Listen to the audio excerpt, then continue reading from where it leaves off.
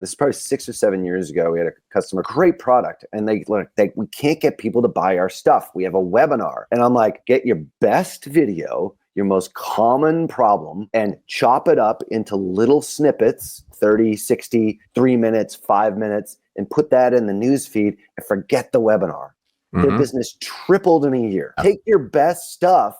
Don't put it behind a walled garden. That's old school. That's 2009, 2010 thinking. Because right now the algorithms are so damn good, they'll know which part of that content to show next.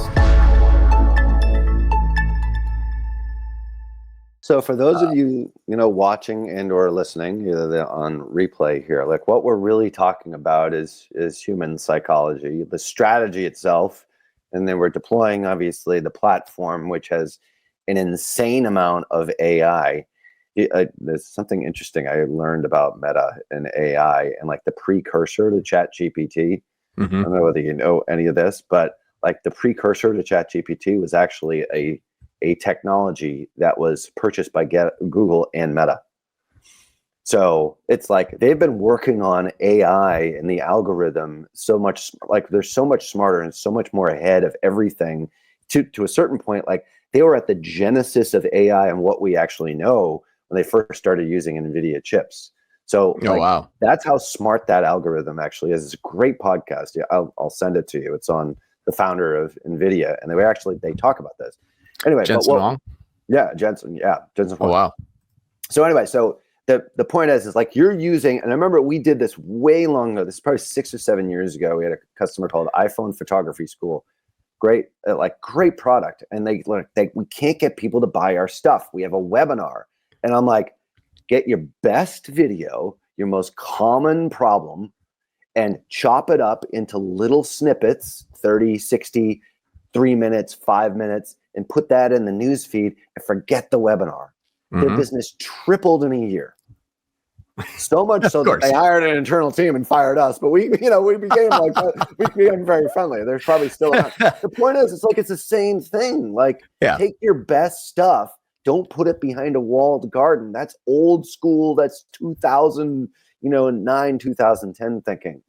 Because right now the algorithms are so damn good. It's like they'll know like which part of that content to show next, and that's probably going to be part of the example here. It's exactly right. And we actually did kind of two different tests. So it was a little bit of a messy test because it was changed around a couple times and then changed back, and like over the course of like 2 days here, 2 days there kind of thing. I have about a full month worth of data though, and equal spend. And so I'll share that first because I think that's going to be helpful. And let me go ahead and share screen on this here. For sure. And we'll kind of go through the results. So this is basically if we just go from like June 1st to today, we have 10, 5, and 11,000 in spend. So essentially same amount of spend between both ad sets. Yep. This one is going for the purchase objective. This one is going to the masterclass viewer objective with the old model, old ads. This one has the new model, new ads. And we'll go through the creative and that here in a moment. But what we noticed is that we wanted to get under a $400 NCAC, $400 cost per acquired first-time customer. Throughout the entirety of it, we were at 405. Now, at the end of this, I will show what happened when we pause things. But what was interesting is if we look at the full before and after of both tests, we spent essentially, if I just do the same daily or same monthly budget, 10, 5, 10, 5, we're within $100 of each other, within 10 grand. Right. We have $10 completed masterclass viewers, not people who are starting it, but completion. We actually have the webinar viewers at 1,600, the people that completed it. We import, and that is the webinar. Hour and a half. Hour and a half. Wow. Yeah. So that's you're putting in a time commitment there. Yeah. For 10 and bucks. out of 1,600 people that start, 1,000 finish, and the 1,000 completions is what's costing us $10. So it was very, very, very fantastic, and that's what was working for them for some time. Those are insanely great numbers just to begin with. Like, right. This was not a broken business once you started doing what you're doing. Right. Okay. It just scaled really slow, and it wasn't efficient. And then the scale was, we put in more money, we get a bunch of new viewers, but the purchases aren't really coming in, and we really need to get that down under 400. Right. So we look So they're throughout watching the webinar, but they weren't buying. exact. Well, they were buying, but for They were. $10,000, we have 7 purchases. Okay. And then for this $10,000, we have 26. So for 1,000 people who watched it all the way through, that's pretty low. Yeah. And what's funny is we even still get like the masterclass viewers. There's 371 people that opted in to the webinar. So that's one of the key differentiators. So we spent 10 grand. We sent them to the option of, would you like to buy it or go view the webinar? This one, it says, you got to view the webinar. So out of 1,600 people that said, fine, I'll view it, 1,000 that completed it, only 7 bought. Yeah. Wow. Versus 371 people that watched it when they opted themselves into it, choose your own path, but 26 bought. 1,000 to 7, 300 to 26. Holy shit. Why? This model here, you had to go through the entire webinar before you fully understood what it was. Now, how many people are really paying attention to an hour and a half webinar? I know they're completed because this actually automatically rolls to the next page. And when it rolls to the next page, that's our thank you page to trigger the import. So I know they completed. The difference is, and also there's 2 things. The difference is, one, these people here on a $900 per day campaign had 45 different ads all running at once, educating you about why you should do this.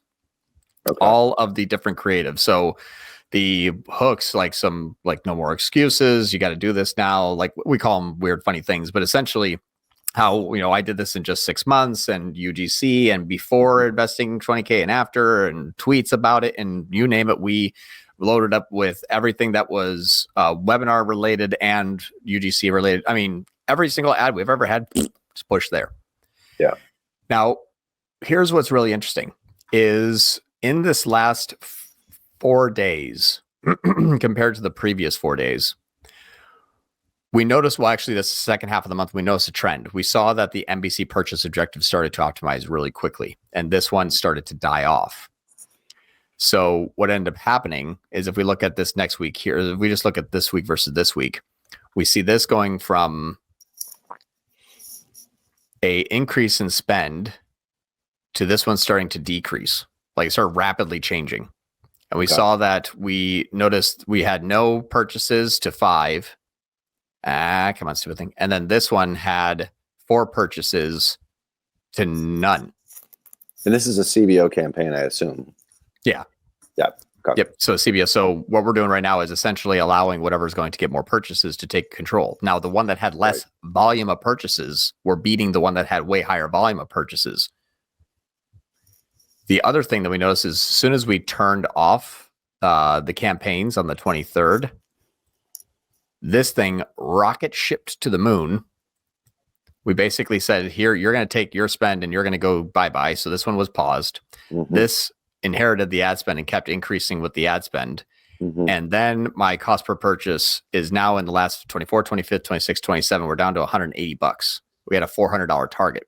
And this thing went from 4 purchases to 18. And this thing basically just died off because this ad set stole everybody who was interested and knew who can convert and who could purchase.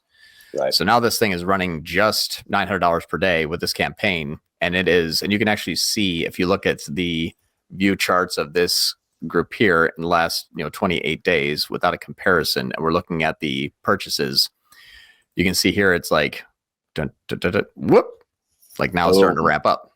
Boom. So that's what's kind of nice. Cost per purchase is now down here. We're 350. We're still underneath, even having 8 and then 7 and then 2. This was yesterday, and I think, let's see how today's going. We already have 1 today, which is good. So it's only 11 something West Coast time. Yeah. And so that's where we're going to be starting. So we basically just shut off everything and we're just going to let this thing go. Let's see today. We want to be under 400. We're at 311 and we were 350 yesterday. Excellent. So it's still today compared to yesterday, still looking better. Cool. So what's interesting is the way that people want to consume media and be educated. I've essentially used frequency, a ton of ad re-engagement, and a very diverse set of creative to kind of bypass the need to go view an hour and a half webinar. So rather than asking someone to please get interested enough to go spend an hour and a half of your time to figure out why you need to pay me, now as you're just scrolling through, I'm educating you like you've already clicked on that, like you've already opted in with your email, like you already are viewing the webinar. We just skipped that step, or those 3 steps essentially. Started to educate you. Now when they click, they don't even view the webinar, they just start purchasing.